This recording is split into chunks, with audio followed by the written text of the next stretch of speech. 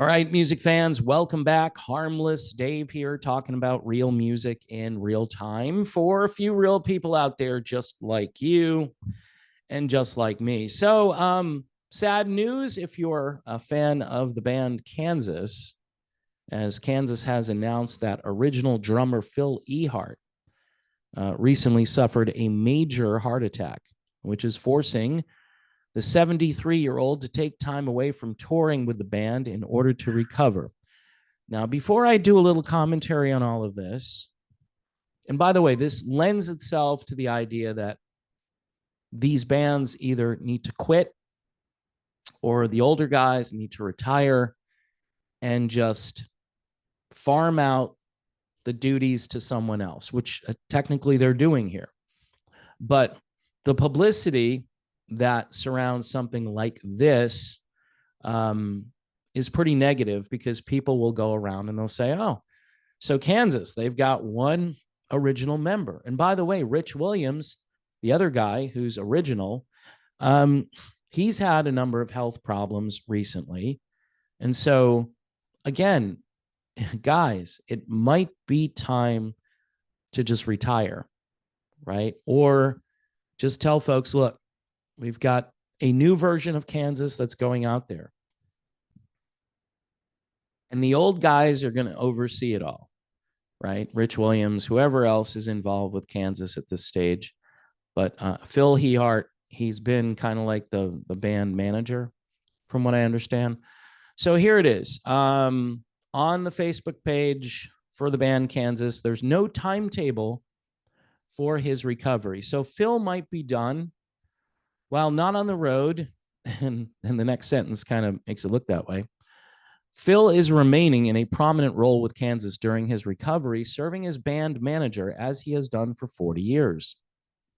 Kansas is currently on their 50th anniversary tour, and drummer Eric Holmquist is set to fill in for Phil Ehart.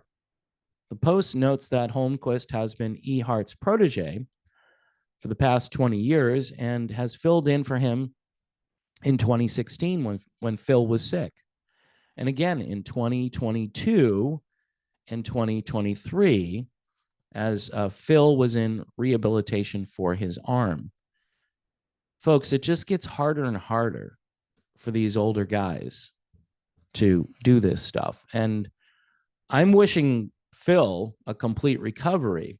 But as far as him being the drummer in this band, I wouldn't count on it, as far as coming back. I don't think that is going to happen. So Kansas is down to what? Rich Williams as the only original guy. Fans are still going to purchase tickets. Haven't been a fan of the singer in this band since they replaced Steve Walsh. And Steve, I think, was smart at the time that he left. I think he realized, maybe he didn't want to tour as much anymore. Maybe he realized that even though he was still singing these songs in the original key, that his voice sounded very different from the early days. But I give him credit because he went out, pretty much still singing at full strength. It's just that his vocals weren't what they used to be. Because again, here's a guy who sang this catalog every night and still managed to hit those notes. I'll just showcase this. This is my friend Jerome Mazza's band, Pinnacle Point. This is their first album.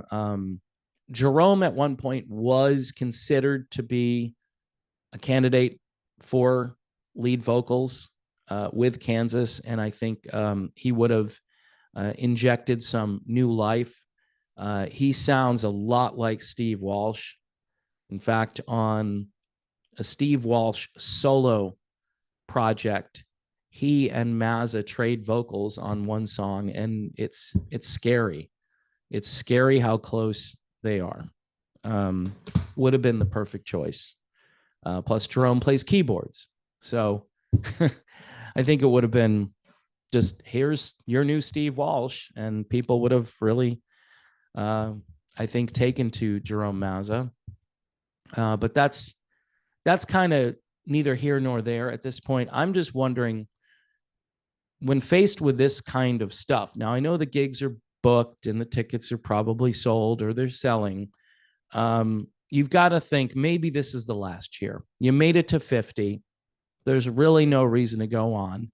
And I just wonder, will they continue? I know Phil Ehart, if he's in this role of being band manager, maybe he'll work harder to keep this band out there and to book more gigs. Now that he doesn't have to play drums, maybe it'll be a relief for him. I'm not sure. But if you have a major heart attack, I think it might be time to step away. But they're basically saying he's going to be the manager of the band. And I'm thinking that also takes a lot of effort to do things, even though it's not as physical as playing drums at 73 years old in a band with crazy time signatures and all kinds of difficult drum parts to play. You need a really good drummer to pull that off. So our thoughts and prayers obviously go out to Phil Ehart. He seems like a good guy. And look, these guys, they're kind of no nonsense. And that's been their thing throughout their career. They're not flashy. They did have Steve Walsh, and in his prime, I think he was a bit flashy, but everybody else in this band has been very, subdued and kind of mellow. You go back to like Kerry Livgren, who was this great songwriter and great guitarist. You look at the band's history and they kind of let the music do the talking. Hey, do you like our music? Good. That's what Kansas fans really are famous for. They're famous for being a little bit more intellectual than your average music fan, because they appreciate all these different influences this band had to make them a force on the music scene. Now, again, this year we had Foreigner being nominated for the Hall of Fame. The Kansas nomination, Kansas has been on the scene slightly longer than Foreigner has, and they've never been considered. And they're less commercial than Foreigner, so that should appeal to the people over at the Rock and Roll Hall of Fame. And again, they had one of the greatest singers in rock history, and that is Steve Walsh, who doesn't get the credit he's due because, again, there are other guys who are on the scene maybe a little bit longer, and maybe who were better at promoting themselves than Steve Walsh was. But just such a great singer. And no question, this band should be in the Rock and Roll Hall of Fame.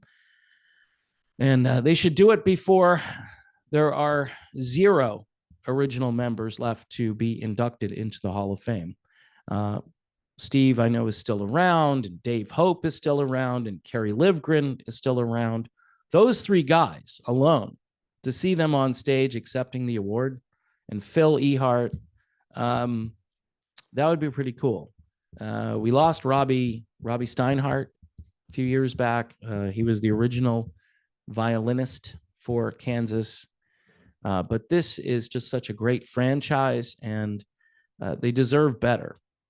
It's not just 1 or 2 songs with Kansas. I know a lot of people think they have 2 hit songs, and so that should be the only way to measure this band. That's really silly. So anyway, folks, speedy recovery for Phil Ehart. Thoughts and prayers going out to him and his family. Pinnacle Point, check them out. Jerome Mazza, he could sing the Kansas catalog. In fact, I think when he warms up his voice before he sings other things, he's singing old Kansas songs. I mean, this is a guy who not only knows the material, but loves the material. So he would be the perfect vocalist for Kansas. And I think he would inject some new life into this if they want to keep it going. But that's one man's humble opinion. And I know it's shared by at least 5 other people. So there you go. Thanks for watching. See you soon.